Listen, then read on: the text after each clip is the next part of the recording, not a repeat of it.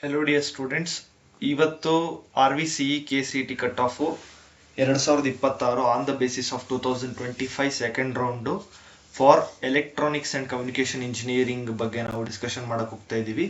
ಇದು ಒಂದು ರೆಫರೆನ್ಸ್ ಆಗಿ ಇಟ್ಕೊಳ್ಳಿ. ಇದೇ ಫೈನಲ್ ಅಲ್ಲ, ರ್ಯಾಂಕಿಂಗ್ಸ್ ಈ ವರ್ಷ ಮುಂದಿನ ವರ್ಷ ಇದೆ, ಈ ತರ ಎಲ್ಲ ವೇರಿಯೇಷನ್ ಆಗುತ್ತೆ. ಬಟ್ ಸಿಮಿಲರ್ ಅಲ್ಲಲ್ಲಿ ಹತ್ರ ಇದೆ, ತುಂಬಾ ವೇರಿಯೇಷನ್ ಆಗಲ್ಲ. ಓಕೆನಾ? ನೋಡಿ, ಇಂಟೇಕ್ ಇದು 240 ಇದೆ. KE ಅವರು 108 ಸೀಟ್ಸ್ ನ KCET ಮುಖಾಂತರ ಫಿಲ್ ಮಾಡ್ತಾರೆ. ಆಯ್ತಾ? ನೆಕ್ಸ್ಟ್ ಫಸ್ಟ್ ಕ್ಯಾಟಗರಿ ವೈಸ್ ನಾನು ನೀಟಾಗಿ ನಿಮಗೆ ಕೊಟ್ಟಿದ್ದೀನಿ, ನೀವು ನೋಡ್ತಾ ಹೋಗ್ಬೋದು. ನೀವು ಯಾವ ಕ್ಯಾಟಗರಿ ಬಿಲಾಂಗ್ ಆಗ್ತೀರಾ ಅದನ್ನ ಮಾತ್ರ ನೋಡಿದ್ರೆ ಸಾಕು. ನೋಡಿ, ಇದು RVCE for general merit cut offs. ಇದು ಕ್ಲೋಸಿಂಗ್ ರ್ಯಾಂಕು. ಮೇ ಬಿ ಇದು ವೇರಿ ಆಗ್ಬೋದು. ಜನರಲ್ ಮೆರಿಟ್ 914 ಕಟ್ ಆಫ್ ಆಗಿದೆ. ಮೇ ಬಿ ಈ ವರ್ಷ 1000 ಆಗ್ಬೋದು, ಇಲ್ಲ 800 ಆಗ್ಬೋದು. ಆ ತರ ವೇರಿಯೇಷನ್ ಆಗುತ್ತೆ, ತುಂಬಾ ವೇರಿ ಆಗಲ್ಲ. ಸರ್, ಜನರಲ್ ಮೆರಿಟ್ ಅಲ್ಲಿ 20,000 ರ್ಯಾಂಕ್ ಸಿಗುತ್ತಾ? ಖಂಡಿತವಾಗ್ಲೂ ಸಿಗಲ್ಲ. ಬಟ್ ಹಾಕ್ಬೋದು, ಹಾಕೋದಕ್ಕೆ ನಿಮ್ಗೆ ಪ್ರಾಬ್ಲಮ್ ಇಲ್ಲ. 20,000 ಅಲ್ಲ, 2 lakh ಬಂದಿರೋರು ಕೂಡ RVCE ಒಳಗೆ ಎಲೆಕ್ಟ್ರಾನಿಕ್ಸ್ ಅಂಡ್ ಕಮ್ಯುನಿಕೇಶನ್ ಇಂಜಿನಿಯರಿಂಗ್ ನ ಆಪ್ಷನ್ ಎಂಟ್ರಿಯಲ್ಲಿ ಫಸ್ಟ್ ಪ್ರಿಫರೆನ್ಸ್ ಹಾಕ್ಬೋದು. ಅರ್ಥ ಆಯ್ತಾ?